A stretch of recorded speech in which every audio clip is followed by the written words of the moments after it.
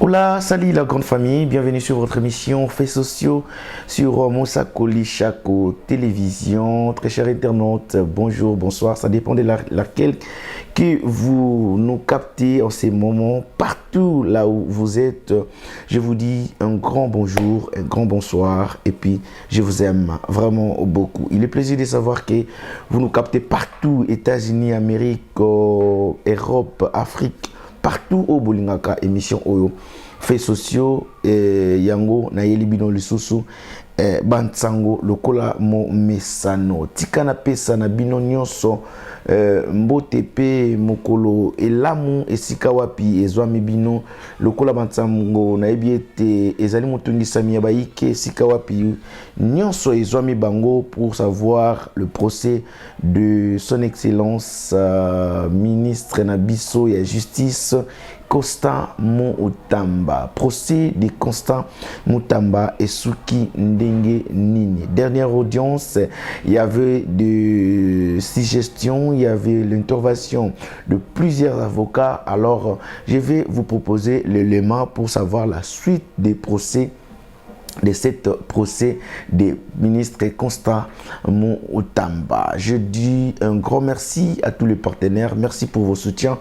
Merci d'avoir partagé toutes les vidéos de Georges Chumba, Molobeli Mboka sur Mosakoli Chako Télévision. Merci parce que vous avez s'abonner du jour au jour. C'est votre manière de nous soutenir pour que nous irons encore plus loin. Un grand merci à tous les partenaires, mais un grand merci à tous les fans et un grand merci à toute personne oyo bazwaka tana bango pour nous commenter sur élément nyonso ya faits sociaux. Alors un grand merci aussi à le numéro 1 Michel Chako, le pasteur Michel Chako, le patron, le boss de Mosakoli Chako Télévision. Merci pour vos messages et pour vos encouragements. En tout cas, c'est un grand plaisir pour moi et pour GSM Production, tout ça, Moussala, Lolenge et Longobani. Alors, suivons d'abord la suite ou l'intervention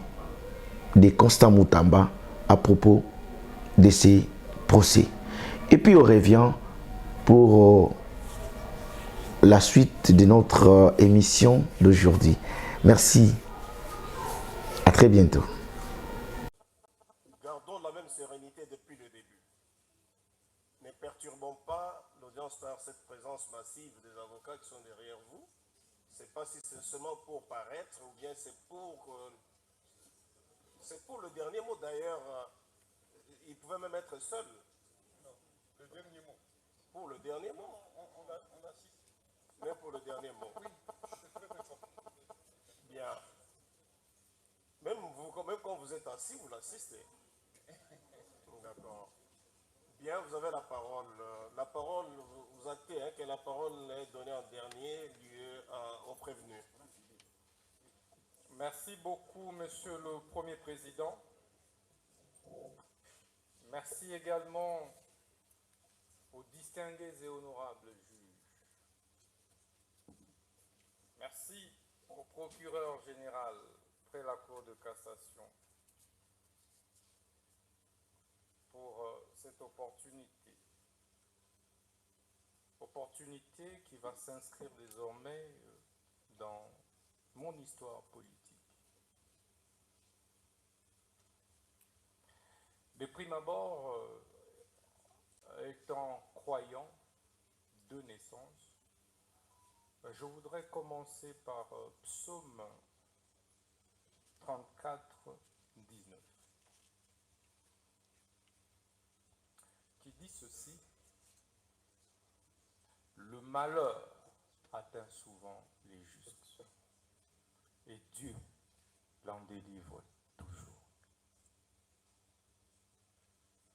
Le Dieu que je sers depuis mon enfance, avec sincérité, celui pour qui j'ai refusé de me compromettre au ministère de la Justice, en servant les pauvres, les orphelins, les veuves. Il est juste et vivant. Il ne m'a jamais abandonné, quelles que soient les épreuves.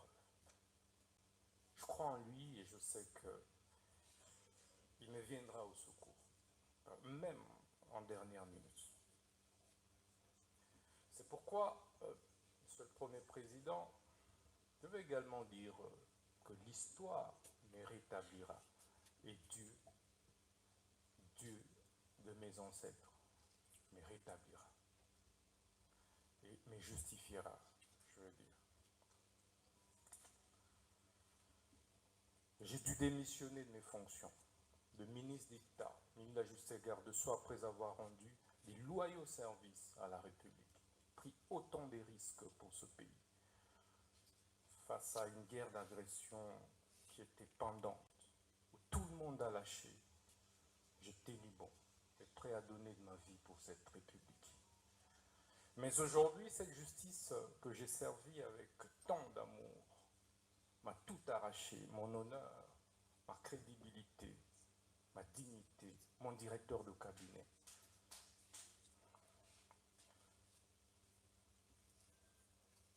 Mais il y a un adage, un dicton russe qui dit que ceux dont le destin est défini pendu ne se noient pas.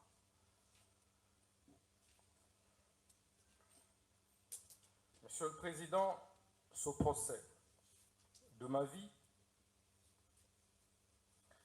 était la dernière preuve que j'attendais pour confirmer que j'étais dans le bon, dans la lutte pour la justice juste et équitable pour tous. Ça ne me serait pas arrivé, je douterais de moi et de la lutte que j'ai menée depuis l'école, où j'ai créé, alors que je n'avais que 15 ans, l'association de lutte contre la tricherie. Et à l'université protestante au Congo, j'ai créé l'association de lutte contre les antivaleurs, président des étudiants. Je me suis opposé à toutes les antivaleurs, et de manière farouche, qui m'avait valu, pour la première fois, de reprendre en deuxième session, alors que j'avais distingué. Et je payais ce prix avec honneur. Au ministère de la Justice, je subis la même injustice. Alors que je voulais faire mon travail correctement, redresser les choses, pour le bien de tous, le bien du pays et des générations futures. C'est pourquoi ce procès est historique. Historique, Monsieur le Premier Président, parce que il me rappelle autant d'autres procès historiques, notamment celui de Patrice Emery Lumumba, dont je suis la réincarnation. En 1956, pratiquement au même âge, il avait été condamné à 1 an d'emprisonnement pour détournement des deniers publics. Mais quelques années plus tard, il sera notre héros national.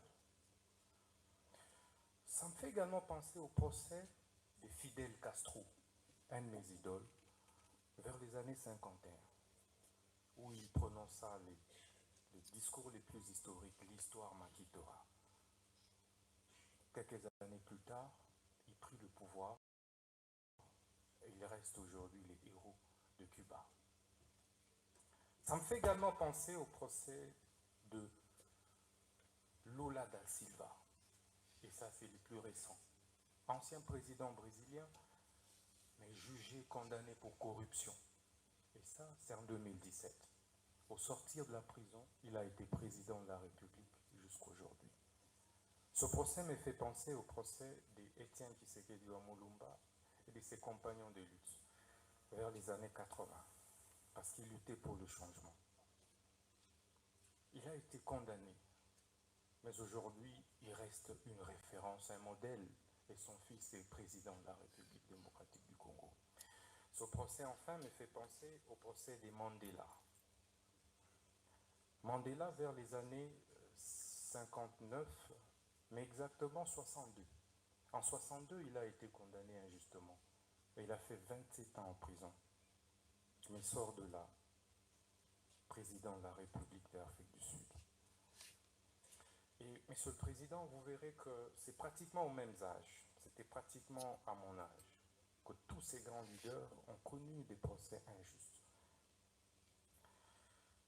Et c'est ça qui construit ma conviction et qui m'a construit ce mental d'acier de faire face à cette épreuve que je ne conseillerais et souhaiterais à personne dans la vie, même pas au ministère public, parce que ça m'a déchiré, parce que ça m'a détruit intérieurement. J'ai été trahi.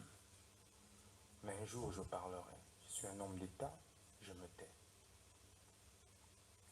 Le ministère public sait que je suis incapable. Je suis très content parce qu'il est épinglé sa nièce qui a fini une année après moi à l'université. Je suis un homme, certes, avec beaucoup de défauts, parce que je ne suis pas Dieu. Mais j'essaie d'être correct, sincère et honnête. Pour preuve, je ne me suis pas contredit lors de différentes auditions, que ce soit au niveau du parquet, que ce soit ici.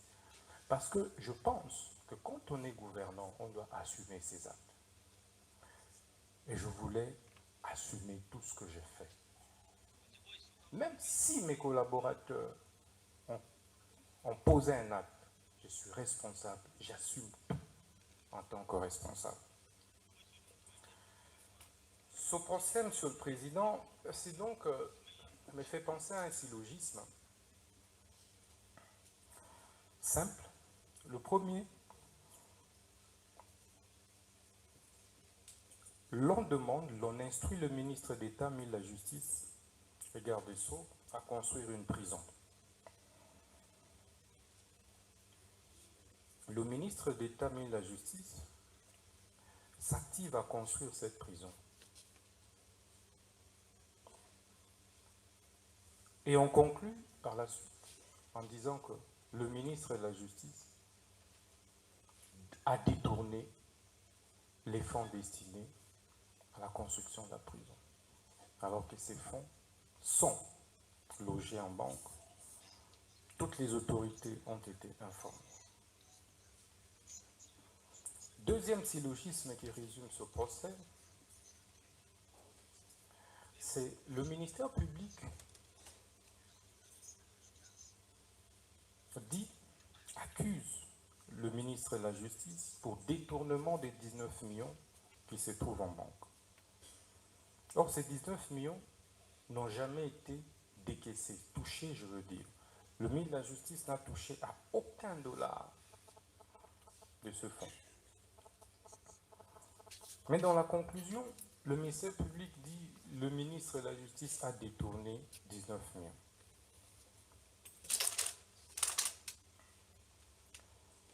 Je suis perdu face à ces syllogismes. Mais ce procès et ces syllogismes ne me surprend pas. Pourquoi ça ne me surprend pas? Parce que ce n'est pas la première fois que le ministère public ait fait un réquisitoire contre moi.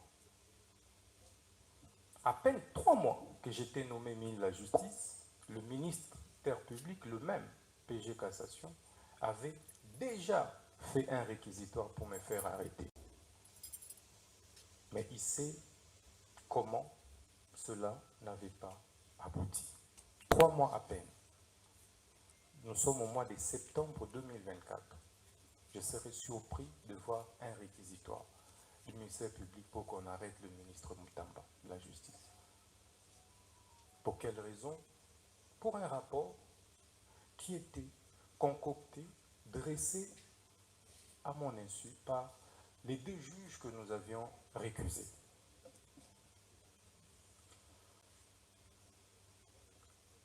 Monsieur le Président, vous comprendrez que ça ne me surprend pas, parce qu'il y a eu des divergences de fond sur les réformes que nous devrions ensemble engager.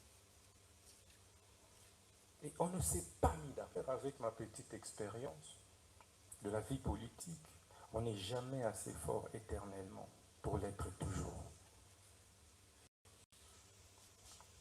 Le temps a un pouvoir réparateur.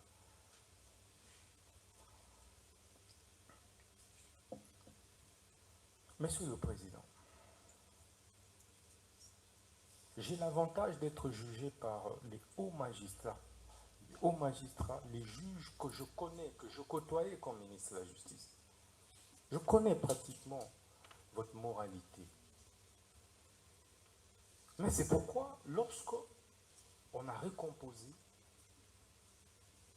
ce siège, nous ne nous sommes pas opposés. Parce que nous connaissons votre capacité à être indépendant. Notre combat ensemble a été et a toujours été d'éviter des interférences des politiques sur les judiciaires et de la hiérarchie sur les judiciaires. On a organisé des états généraux pour ça.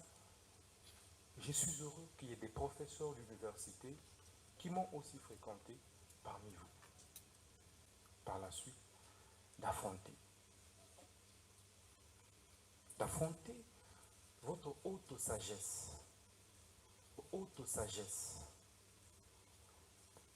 que vous n'êtes pas obligé, vous n'êtes pas appelé, vous, magistrats, la plus haute instance judiciaire de notre pays, à régler nos problèmes de leadership au sein du gouvernement au niveau de la justice. Si je gênais, ce n'était pas la justice. Il y a eu remaniement qui venait de se passer. On pouvait me faire partir par ce remaniement. Mais hélas, on a préféré venir par devers vous. Et je sais que vous êtes sage. Monsieur le Premier Président, vous êtes un grand professeur d'université que nous connaissons.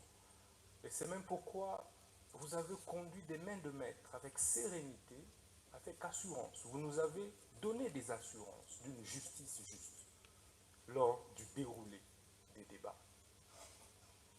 C'était calme, apaisé, tout le monde a parlé et je tenais à vous en remercier. Monsieur le Premier Président, Messieurs de la Cour,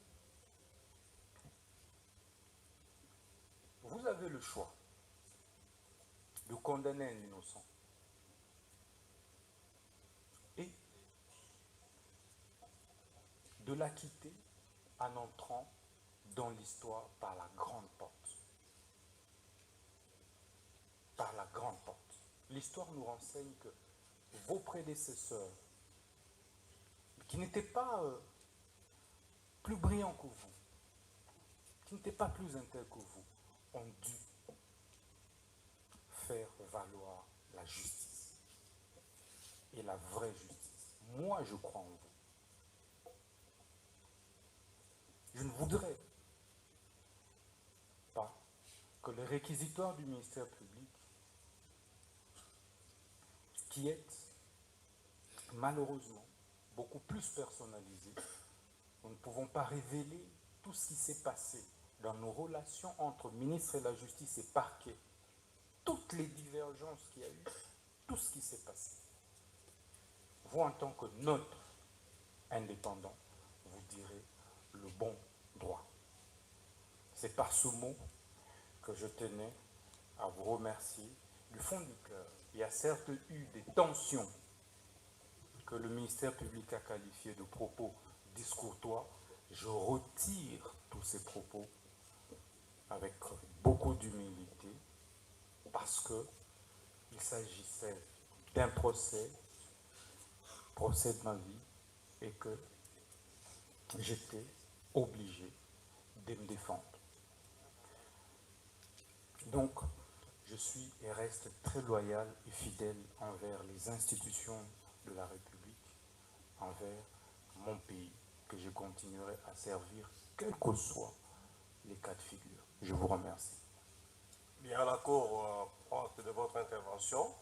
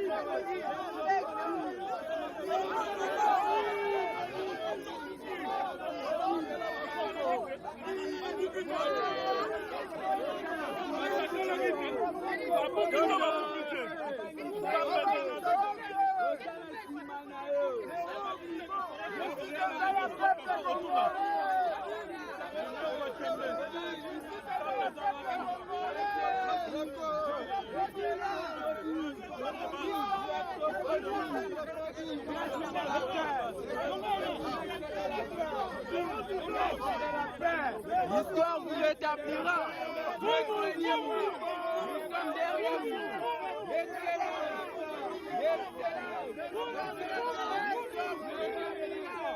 Nous sommes derrière vous.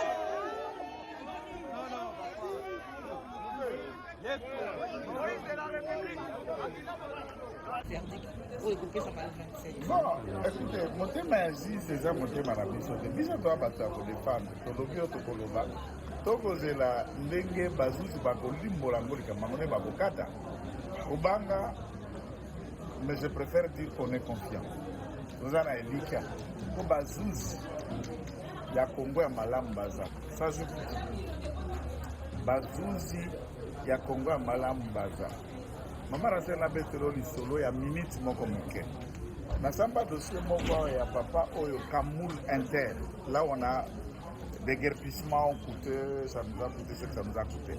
Vous savez que ce message au Canada Mundele moko lupango nae contrat Mundela na tonga appartement sima bakwa ko kabola ba intérêt ça date depuis 2009-2010. Je vous donne l'exemple des juges. Après, Namukuse Mundela a changé contraire à Kotombe, comme il vient à son bac qui nous parle à Gombe à 12 000. Ce monsieur a commencé à se battre de 2011. Franchement. De 2011 à ce stade, qui a obtenu une thèse de jugement, a obtenu la cour d'appel arrêt, a obtenu la cour de cassation arrêt. Nebitumba, il se retrouve récupérer sa parcelle alors que c'était déjà perdu d'avance puisque ce blanc-là était associé à notre régime et à Kalo Bazalaki puissant. Combien est-ce qu'il a pu gagner? Pourquoi je dis ça? C'est un dossier que j'ai plaidé. Je vis, juge congolais à la BA. Boyokani a personne 12 000 que loué Libano, Tikalupanga, Tongana contrat, comme ici en Goyayo, juge sans l'argent, il prononce à l'ITER, va condamner Moudele. Va condamner Moudele. Là, je dis non, les Congolais, des juges et des magistrats honnêtes existent. Si j'ai utilisé cet aspect, c'est un dossier connu de tout le monde. Donc, cela est important. Nous restons confiants. Bazouzi ya Malam Bazali. Il ne faut pas qu'on que ceux qui ne sont pas là, qui sont là, qui sont là, qui sont là, qui sont là, qui sont là, mais il y a Malam Bazali. Ceux qui font dollar et yali, il y a que au Kobanga peut y dollar à Malam, comment on a que dollar n'y se commis mabé. Non non. Et nous le baquet. Bazali c'est Malam Bazali. Et nous le baquet ceux qui les 27 qui peuvent condamner constamment à Bazali Bazali Malam, ils sont ceux qui va quitter les Bazali Bazali Malam. Na lobby pas na lobby na ça la faire Bazali Malam. Ndenge tolani procès, ndenge to défendre par argument. Ce qui basise Bakoyo Kabel, Mopé, il a une conviction.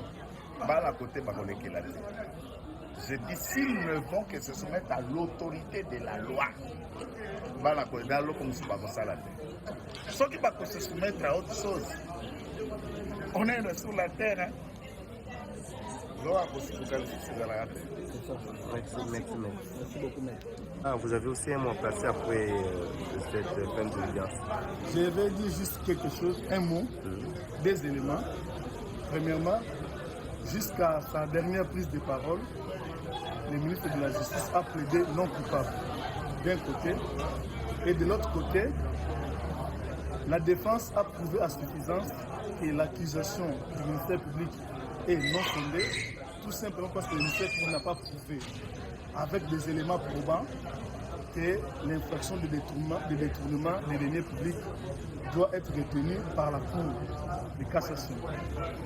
Donc, ce que nous attendons, parce que le ministère public n'a pas pu prouver que le détournement a été consommé, ce que nous attendons de la Cour, c'est l'acquittement du ministre Constant Moutamba. Voilà l'essentiel pour nous. Merci beaucoup. Nalingala loba boye.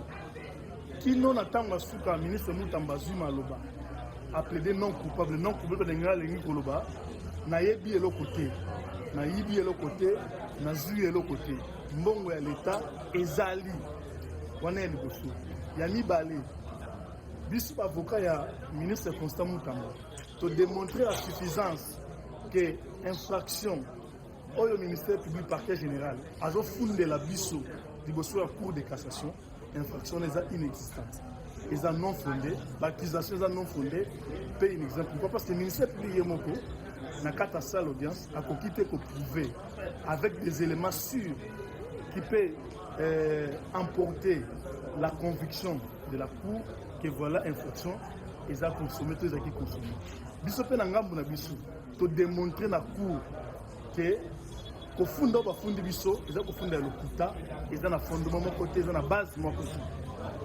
loko to kozela ya suka eza ete cour de cassation parce que tozosala la cour de cassation confiance loko ya suka to kozela ezala ete bakite le ministre Constant Mutamba wana nde ezali eloko nyonso suka to kozela. Merci. Merci. Alors, l'audience est en délibéré. Est-ce que vous avez un mot à dire par rapport à cette Merci beaucoup, chers journalistes. Nous, la défense, nous ne manquons pas toujours de mots. Vous avez été témoins dès le déroulement du procès de séjour et avec la plaidoirie de la défense que nous sommes, avec au début, avec l'expert de la banque là qui était venu le matin, qui a essayé un peu, malheureusement en retard, on était surpris. On pensait qu'on allait débuter aujourd'hui avec la plaidoirie.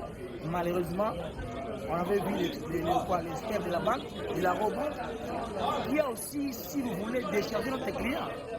Parce qu'au début, là, le ministère public pensait que le compte séquestre, c'était une question taboue.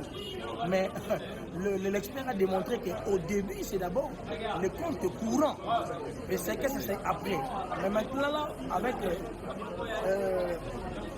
avec la fin de la plaidoirie, nous croyons que notre client serait déchargé, serait vraiment acquitté, parce que les doutes jusque-là persistent encore. Il y a beaucoup de doutes par le fait que le ministère public n'a pas vraiment de preuves. Il raconte des histoires. Le ministère public a requis 10 ans de prison. Oui, il a requis même 20 ans de travaux forcés. Bon, écoutez, c'est la loi, c'est son réquisitoire qui ne lie pas les juges. Alors, le juge a son intime conviction. Nous osons croire, avec les délibérés du 27 août, en tout cas avec notre plaidoirie de ce soir, nous voyons directement que notre client serait déjà acquitté parce que nous osons croire que le droit sera vraiment bien fait. Merci, maître. Maître qui, le nom? Maître Espoir Ngonde. 10 ans de prison requis contre votre client Constant Mutamba. Après 5 audiences, la Cour a fait l'affaire en délibéré. Quelles sont vos impressions? Nos impressions, c'est du devoir du ministère public qui était en quelque sorte le déclencheur de ce procès.